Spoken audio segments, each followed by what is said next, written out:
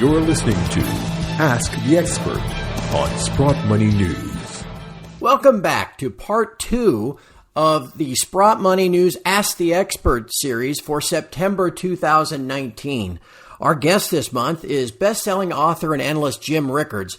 And in part number 1, Jim answered questions that are important to all investors, including the role of a global reserve currency, the importance of national gold reserves, and why the Fed targets a 2% inflation rate. In this next segment, Jim answers even more of your questions regarding such important topics as the ongoing global shortage of U.S. dollars and the conditions under which he might increase his own allocation toward physical gold and take it past 10%. While you're listening, please keep in mind that Sprott Money is one of the world's most trusted precious metals dealers. This month, Eric Sprott's personal favorite is on sale. And of course, we're talking about the beautiful Royal Canadian Mint gold maple leaf coin. We've got random years of those for you, all of them at just $36.99 over spot. So please give us a call at 888-861-0775, or of course, just visit sprottmoney.com for more details. Thanks again for listening, and I hope you enjoy part number 2 of Ask the Expert with Jim Rickards. All right, Jim, we're getting close to being halfway through the questions.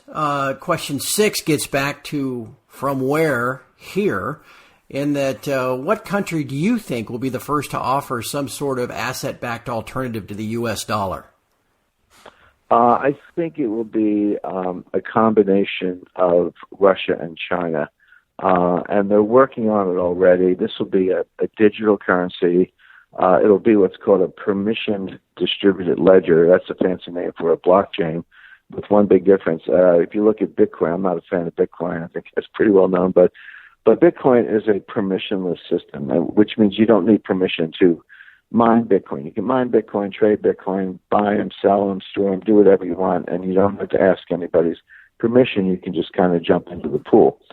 A permissioned blockchain, a permissioned distributed ledger, is more like a club. You can only join the club if the membership committee says so. And so Russia and China could start their own digital gold-backed cryptocurrency, and invite certain parties in. So who would it be? It would be Iran, Turkey, North Korea, all the bad actors, all the people who are subject to U.S. sanctions. And then perhaps others. China might twist Hong Kong's arm and get Hong Kong to join, make it then you'd have a financial center, and maybe a country like Brazil would join because of the BRICS affinity. Remains to be seen, but something like that. And then you would trade among yourselves. China would sell infrastructure to Russia, and Iran would sell oil to China, and Russia could sell weapons to Iran, and so on. And you would keep score in this new currency, and then periodically, once or twice a year, settle up in gold. And of course, you need, if you're settling with gold on a net basis, meaning, my sales to you net out against your sales to me, the net number is always a lot smaller than the gross number, and so you don't need as much gold if you're going to settle on a net basis. So there you'd have a hybrid structure with a digital cryptocurrency that keeps score on the balance of payments and then settle up on a net basis in gold. You can see that coming in the next few years. They're already working on it. And then the question is, what does the United States do about it? I've advised, U.S. government officials, you got to get ahead of that and start buying more gold, and which would have the impact, of course, of driving the price of gold up, which would make it harder for China and Russia to achieve their goals. But it's amazing. We're now into almost the third generation of scholars who have been miseducated or uneducated as to the monetary role of gold. So I do get the meetings, but it's a hard sell. I haven't seen any indication that the U.S. is leaning in that direction.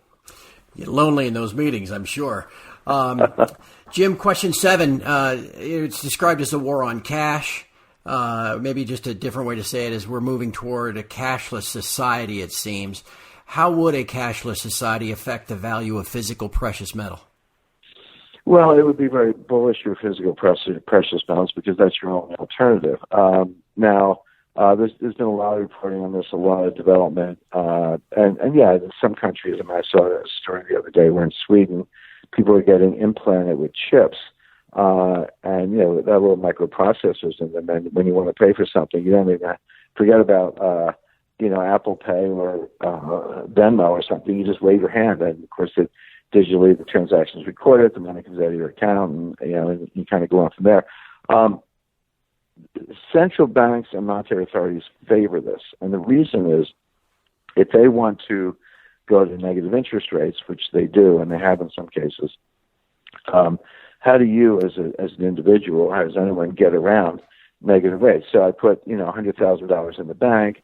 I go away. I come back a year later, and there's $99,000 in the bank because there's a 1% negative rate. I mean, that's sort of the future. One metaphor I use, if you're going to slaughter cattle, you herd them into a pen before the slaughter. Well, by the same token, if monetary authorities want to slaughter savers with negative rates, you got to herd them into a pen, and that pen has to be digital. Because right now, in the example I gave, if you had that, well, I could march down to the bank and say, well, give me $100,000 in cash, and put it in a safe place and come back a year later. And guess what? You still have $100,000. They can't take money away from cash. And the authorities know this.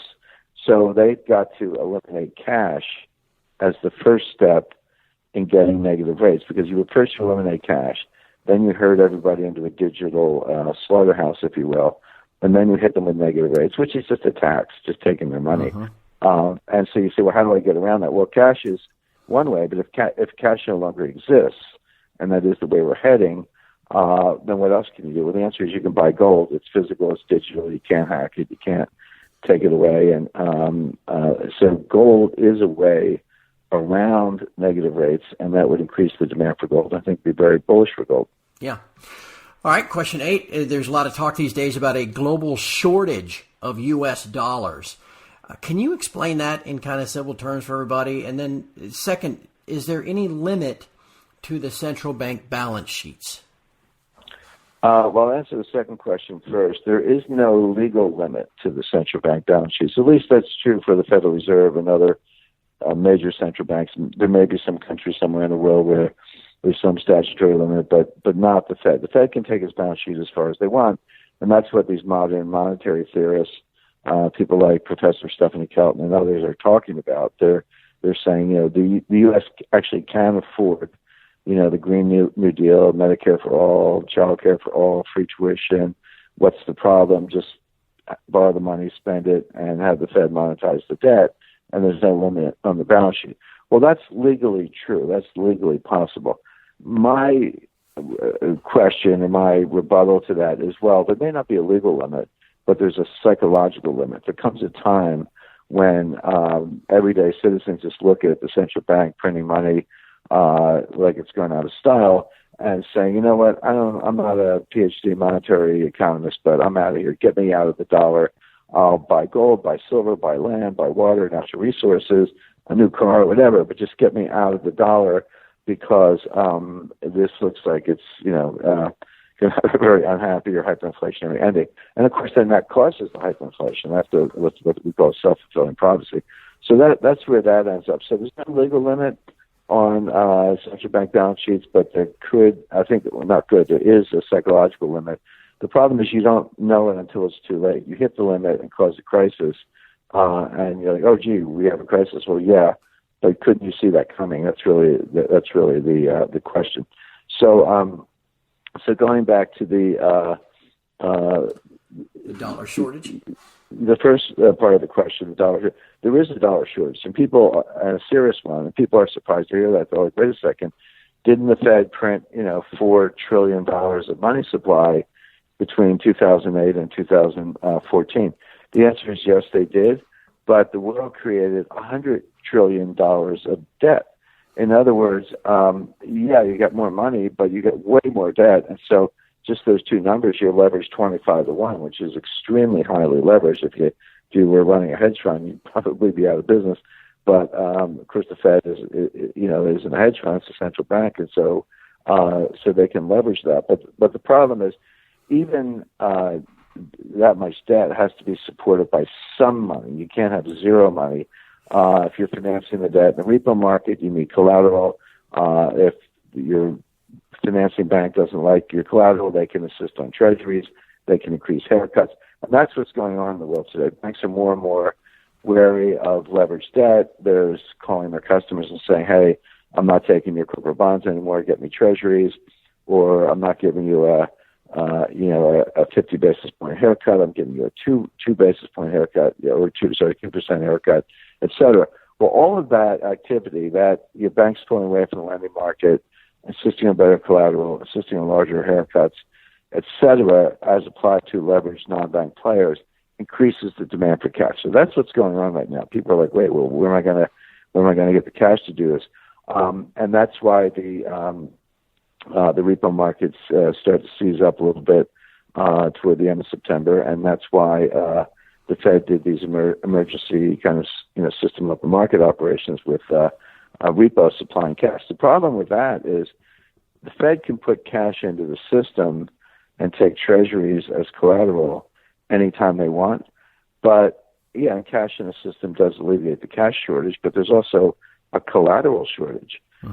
So you're putting cash in, but you're taking treasuries out. Well, these leveraged players, they need the treasuries also. They need cash and treasuries because they either have to take larger haircuts or supply better collateral. So this is not, it's kind of a silent crisis right now. It hasn't hit the repo thing hit the headlines, but very few people understand it. But this is not a problem in itself. This is symptomatic of a larger problem, which is the fact that there's a dollar shortage, but it's because the Fed was tightening for 2 years by raising rates and reducing the balance sheet. So, but remember, monetary policy always works with a lag, so no one should be surprised that we're seeing a dollar shortage today based on tightening in 2017 and 2018. So just to follow up, Jim, then, does that make more Fed QE inevitable and maybe sooner rather than later?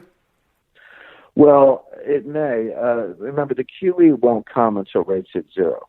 So a lot of people are like, oh, the Fed's going to do QE. Well, two things. Number one, they're not going to do it before they hit zero. So you're at least a year away from QE because you got 7 more rate cuts, if that's what it is, 7 more rate cuts, 25 basis points each before you hit zero. So QE could be in the cards, but it's at least a year away. But these repos that the Fed's doing, I mean, they're just another form of QE. Yeah. It's not officially QE, but if I'm printing money to buy Treasury notes from Goldman Sachs and I put the money in the Goldman Sachs account just because I say so, in other words, money from thin air, you can dress it up as an open market operation or a repo, but it's just another form of money printing. So in a way, they're already doing it. Jim, you're being very generous with your time, and we very much appreciate it. I've got just a handful more questions that I want to make sure I ask you because they were submitted by Sprott Money customers, and I want to make sure I get to them.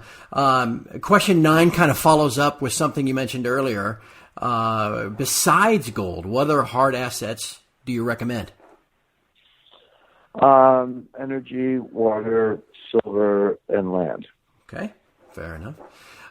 Question 10, you kind of mentioned back a few moments ago, so I think this is a good segue out of that. Does the EU banking sector still present a systemic risk to the current monetary system? Yes and no. What I mean by that is there are major EU banks that are, maybe technically insolvent or potentially in distress, but they're also too big to fail. So they will be bailed out by the whatever central bank is in whatever country the bank happens to be located. So then what you have to ask yourself is two things. Number one, it's not whether the bank's in bad shape. They're in terrible shape. The question is, what does a bailout look like? And, of course, we have these new rules. They call it bail-in. But what that means is that depositors may be at more risk. All of your deposits may not be made whole as they were in 2008, 2009. So the way it would work, in a nutshell, stockholders would be wiped out. Bondholders would take haircuts to the extent there's still a hole in the balance sheet. Depositors would lose money to the extent it exceeds the insured limit. And everybody who lost money might get some stock in a newly recapitalized bank. So, there you are. You think you're a bank depositor, and you end up with a reduced deposit and a couple of shares of stock. So that's what a bail-in looks like. But they will. So are they in distress? Yes, but they're too big to fail. So, but don't look for a 100% bailout that you got in 2008. You might be surprised to learn that your deposit has been knocked in half and they send you a few shares of stock. Is there one tipping point that could really send that crisis spiraling again? Sure. I mean, that's how crises work. There are people say, what is it? Well, it's a long list. I could give you 100 different things that might trigger it, but in a way it doesn't matter. What matters is the complexity, the scale, the instability, which makes you pretty sure that it will happen. Timing is always more difficult, but again, I could give you a list, but what I tell people is that the thing that triggers it is probably something that no one has thought of. Those are the real shock. I see things happen all the time, and people say, "Well, there's a black swan," or "There's a black swan." I was like, "No, if you knew what it was, you knew it could be coming. It's not a black swan. The real black swan is the thing that nobody thought of." Yeah. But the answer to that is, well, you don't need a crystal ball. Just know it's going to happen and get ready. What are you waiting for? Yeah. All right, just a few to go. Question 11, do you believe, personally, that the global central banks actively support the global equity markets? Indirectly, yes. Now, some of them do it directly. Some central banks buy stocks, and Japan is a good example of that. The Federal Reserve doesn't buy stocks, but just look at the major stock indices have been trading in a range. I'll take the Dow Jones, kind of hits 27,000 and heads south, and then it hits 24, 25,000 and it goes north again. So it's been trading in that range for years. But what are the catalysts for that? Well, it's basically rate cuts. So the Fed doesn't have to go out and buy stocks. All they have to do is cut rates, and guess what? The stock market gets a boost. And yesterday or recently, there have been many good examples of that. So I would say indirectly, they are supporting stocks by cutting rates, and they will continue to do so. And here's the next to last question, and I have a personal interest in this one. It seems like the politicians always blame each other for this growing gap in wealth and income disparity, but really you can trace it back to 1971 on most of the charts. That gap continues to grow, that between those with the wealth and the high income versus those that don't have that. What do you think is the best monetary system for reversing this trend? There isn't one. Monetary systems don't have. They're all rigged in favor of the wealthy. They're rigged in different ways at different time periods, but none of them are able to reduce income inequality. There are only 4 things that reduce income inequality. One is mass mobilization warfare, such as World War II. So everyone points to the 1950s as a golden age of, relatively low inequality or greater equality, if you want to put it that way. Well, that's true, but we just come through World War II with 100 million dead. So the second one is plague. We saw that in the 14th and 15th century when the Black Plague wiped out between one third and one half the population of Europe. It was a great time for labor. People got real wage increases, and income inequality was reduced in the late 14th and to most of the 15th century because half the people were dead, so it was easy to get a job and demand higher wages. The third thing is revolution, but I mean a real revolution, not a street demonstration, but something like what happened in China in 1949. And then finally, a systemic collapse. Kind of something we've seen, for example, in Venezuela, but on a much larger scale, like the collapse of a civilization. You saw something like that after World War I, when those 5 empires all collapsed. The Ottoman, the Austro-Hungarian, the German, and several others. So that's what it takes. So, but people are like, hey, wait a second, do I really want the Black Plague, 100 million dead, or a revolution, or a societal collapse? The answer is generally no. So that means income inequality is inevitable. That's what I was thinking to myself. I'm like, that's a pretty dire way to work our way out of this. I guess we need to root for more income inequality and wealth inequality. But on a serious note, there is a 4,000-year highly rigorous, highly researched academic study that goes through what I just described. Yeah. All right, Jim, we've reached the end. I've got one last question for you. And again, I want to thank you for your time. You'd mentioned earlier that you like to recommend a 10% asset allocation for gold. And as long as I follow you, I know you're pretty consistent with that. Under what conditions would it be wise to exceed a 10% allocation? If you actually saw the signs of inflation. Right now, there aren't any. Could it happen? Sure. But there are no signs of that. So, but side by side with the 10% allocation to gold, I also recommend a 30% allocation to cash. And people will say, "Wait, Jim, why would you want cash when you're the one talking about the death of the dollar and all that?" The answer is I wouldn't want it forever, but I like it for now because it reduces volatility in the portfolio. It's a deflation hedge. Let's not rule out deflation. But most importantly, it has embedded optionality. So you can be the one to pivot to another asset class when the time comes. So the idea that, I give you an allocation, you write it down, and you do it, and then you don't change it, that's not true. This is a starting place where you have to be very alert. You have to be prepared to pivot.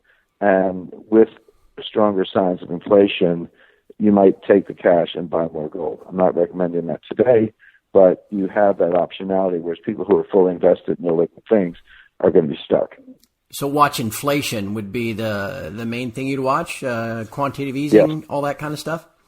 Well, quantitative easing doesn't cause inflation. Okay. What causes inflation is a change of psychology, so that's what you watch for. Gotcha. Well, as we begin to wrap up, we've obviously talked a lot about physical gold and the value of that in your portfolio. You got to store that stuff someplace. You can keep it in your own safe.